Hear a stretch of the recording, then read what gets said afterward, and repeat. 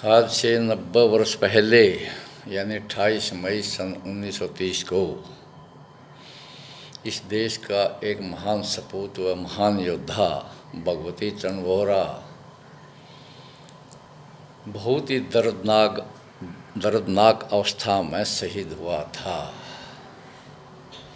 HSRA ने यानी Hindustan socialist Republican association ने लाहौर में गुप्त मीटिंग करके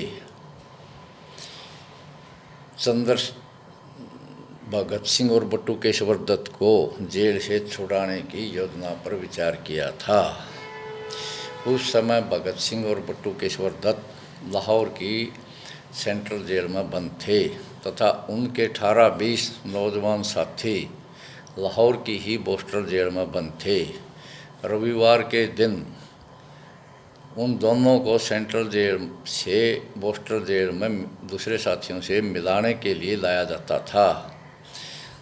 उन्होंने योजना बनाई थी जिस समय बोस्टल जेल से भगत सिंह और बटुकेश्वर दत्त को सेंट्रल जेल में ले जाया जाएगा, रास्ते में पुलिस की गाड़ी पर हमला करके इन दोनों को छुड़ा लिया जाएगा। बम विशेषज्ञ यशपाल को बम बनाने का आदेश हुआ था क्योंकि इस काम में बम की भी ज़रूरत पड़ सकती थी। 8-10 साथियों को छोड़ करके बाकी को लाहौर से बाहर चले जाने का भी आदेश हुआ था। 28 मई सन 1930 को 3 नौजवान सुखदेवराज, भगवती चरण वोहरा, वैशंपायन परीक्षण के लिए बम को रावी नदी के किनारे ले जा करके परीक्षण करने की सोच रहे थे।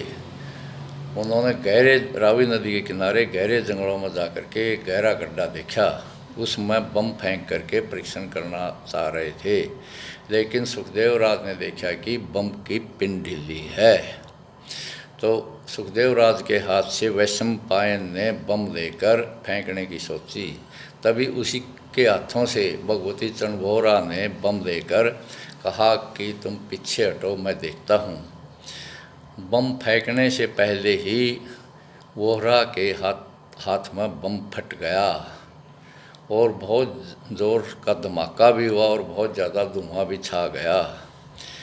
जब धुएं का बादल दूर हुआ तो उन्होंने देखा कि भगवती चरण वोहरा घायल अवस्था में ज़मीन पर पड़ा हुआ है। उसके एक हाथ की कलाई कट चुकी थी और दूसरे हाथ की उंगलियां भी कट चुकी थी। पेट पर बहुत गहरा घाव था, आंतड़ी बाहर निकल गई थी और एक बम का टुकड़ा सुखदेवराज के पाँव में भी घुस गया था। तब वैशंपायन ने सुखदेवराज से कहा कि जल्दी से जाकर दूसरे साथियों को बताओ और जल्दी से मदद लेकर के आओ, दवाई आदि। और वैशंपायन ने भगवती चरण वोहरा को उठा करके गहरे जंगलों में ले गया ताकि वहाँ पर आवाज़ सुनकर कोई ना आ जाए। वो तीनों साथी 11 बजे, दिन के 11 बजे के करीब रावी नदी के किनारे पहुँचे थे। उस दिन गर्मी भी बहुत ज़्यादा थी।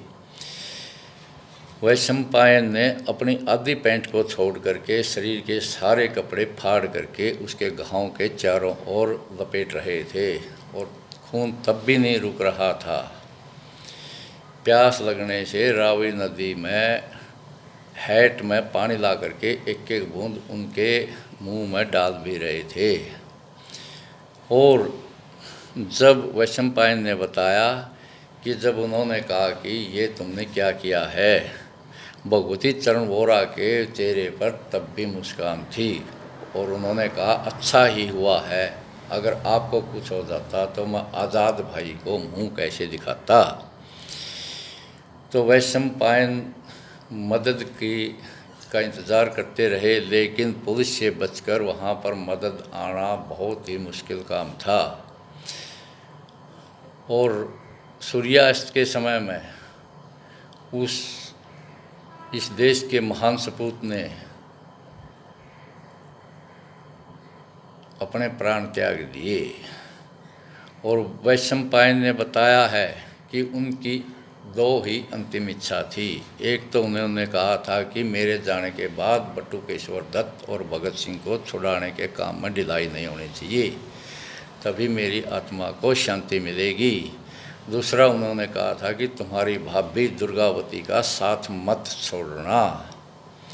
जब रात के अंधेरे में कुछ साथी दवाई आदि लेकर के आए तो वहाँ पर भगवती चरण वोहरा की लाश ही मिली। उस लाश को कपड़ों में लपेट करके सलामी दे करके वापस चले गए, जहाँ पर एक कमरे में दूसरे साथी उनका इंतज़ार कर रहे थे। जब उन्होंने भगवती चरण वोहरा की शहादत, शहीद होने का समाचार सुनाया तो सभी के आँखों में आंसू बहने लगे और उनकी पत्नी दुर्गावती भी जब उनको साहस बंधाने के लिए खड़ी हुई तो वो भी बेहोश होकर के ज़मीन पर गिर गई। एक साथी ने उनको उठा करके चारपाई पर लिटा दिया। होश आने पर उन्होंने सभी साथियों को आगे की तैयारी करने की सलाह दी और उनकी पत्नी दुर्गावती और बहन सुशीला ने उनके दर्शनों की इच्छा व्यक्त की, लेकिन चंद्रशेखर आज़ाद ने मना कर दिया क्योंकि रात के अंधेरे में पुलिस से बचना मुश्किल था। आधी रात के बाद जाकर के चंद्रशेखर आज़ाद व अन्य दो साथियों को ले जा कर के उस लाश को रावी नदी में बहाने की सोच रहे थे, लेकिन उस दिन रावी नदी में पानी बहुत कम था। अंत में उन्होंने बहुत गहरा गड्ढा खोद करके धरती माता की गोद में ही सुलाना पड़ा। ओ